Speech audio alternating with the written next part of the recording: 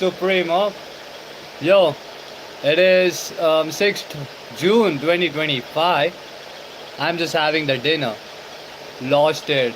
Seeing the Kingfisher Vijay Malia podcast with my brother. Yo, and I lost my phone. जिसका EMI अभी देने का है मेरे को 4,000 रुपया. Fuck bro. Crazy. Vibes are real. So let's see how the vibe goes. I'm freaking broke. कल mummy papa से पैसे लिए रिचार्ज कराया फ़ोन का. अभी देख रहा हूँ पॉडकास्ट. सुनो. That one day I'll be powerful. One day I'll be very rich. One day we will be powerful. One day we will be rich, bro. So live like a rich and powerful human. Who was hands-on, working 24/7, young, and who told me that if I didn't measure up, I'd have no place in the business. So I couldn't be presumptive, could I? But your father was a wealthy man. In those times, there were only few wealthy people.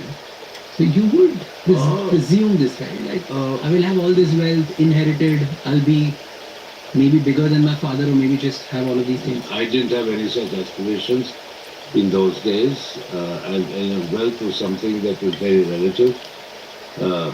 And my father certainly was a very frugal spender. So, irrespective of how much wealth he had, he certainly wasn't expensive. He said when you used to go to work, your father put strict supervisors. What would those strict supervisors made you do? Well, first of all, make sure that I came to the office on time, straight after college.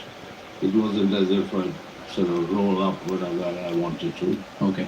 The second, I was given a clear set of tasks. I was a salesman. I had to go and visit the shops in the market. I had to visit distributors. I had to spend time in the accounts department to understand accounting, corporate accounting. And marketing, sit with the ad agencies and stuff like that. So it was a comprehensive training program, but with no forgiveness in any sense. I had to work a full day. I couldn't sort of get up and go or come when I liked, which was fine. I mean, looking back, it was a great grounding. What happened next? So you were in Xavier's, you started going to work, and then you went to States. Yeah, my dad sent me off to the States to work for American Hearst. Okay. American Hearst, as it was then known, became then Aventis, and now the pharmaceutical company, the global company is called Sanofi. So yeah, I was sent there, worked there once again as a management trainee. I then was brought to England to work in Jensen and Nicholson.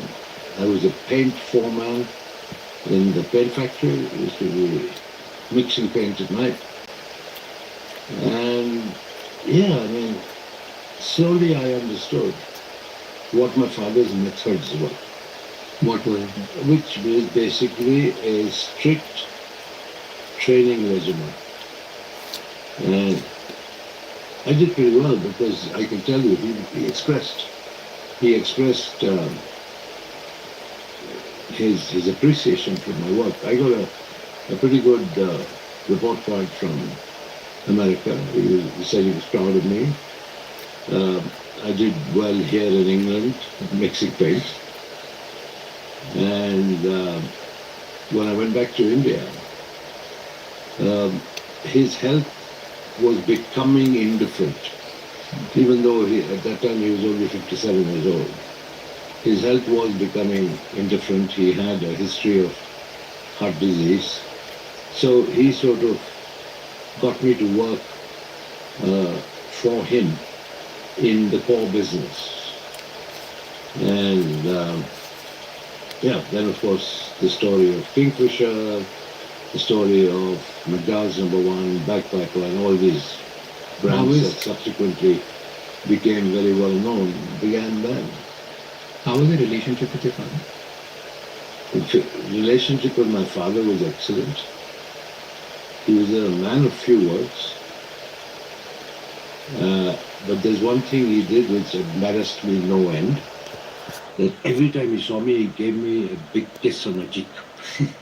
Whether it was at an airport, or in the office, or at home, he'd give me a hug and a big kiss on the cheek. I mean, bless him for that.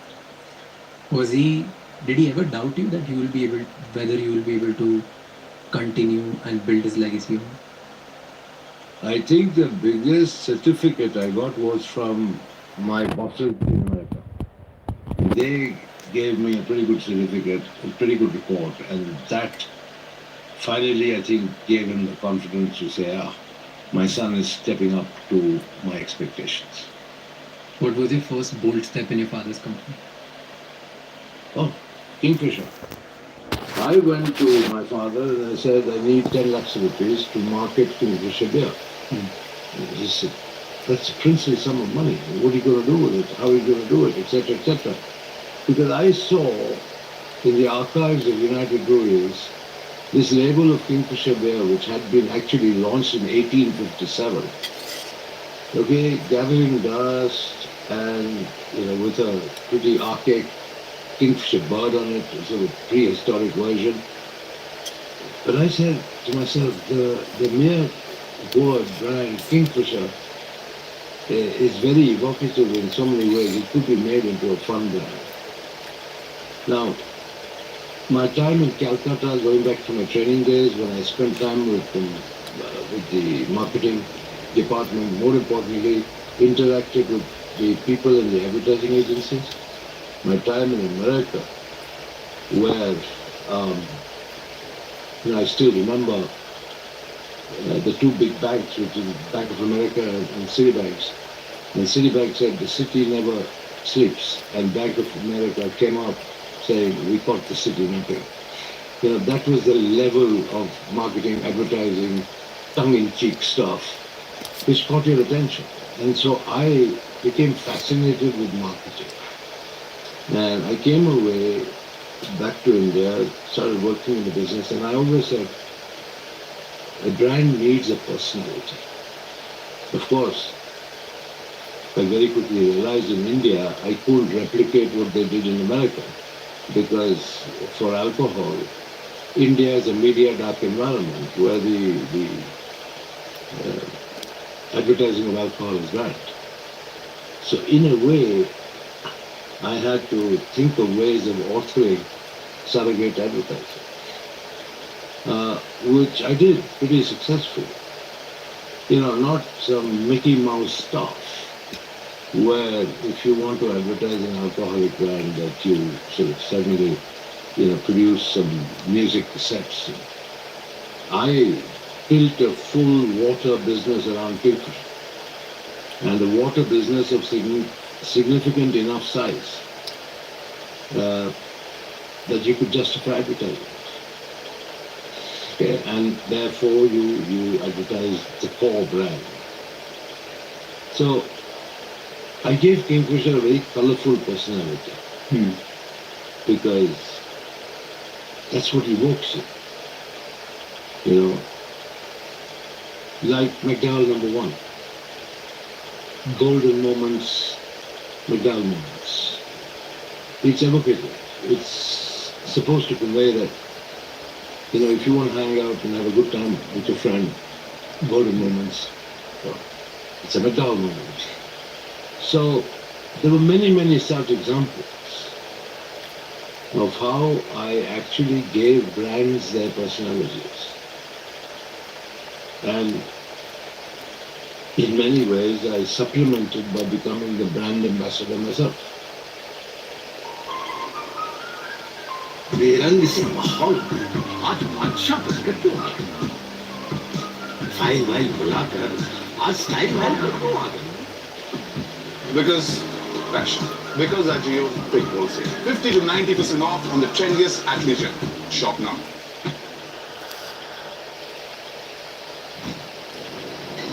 I just want to freeze this moment. साल भर से अधिक समय तक प्रयास करने के बावजूद भी क्या बोलूं मैं भाई? नहीं हो रही है। मैं बहुत हारा हुआ। मैं डिसिप्लिन में जाने का प्रयास कर रहा हूँ। मैं रामकृष्ण हरि गा रहा हूँ, मेडिटेशन करता जा रहा हूँ, बट कर नहीं पा रहा हूँ। बट जो भी है, just going with the flow है।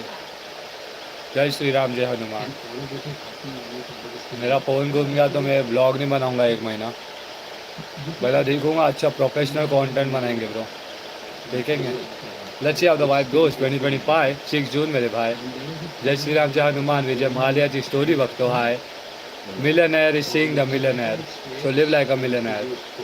Peace out. Do like, share, subscribe.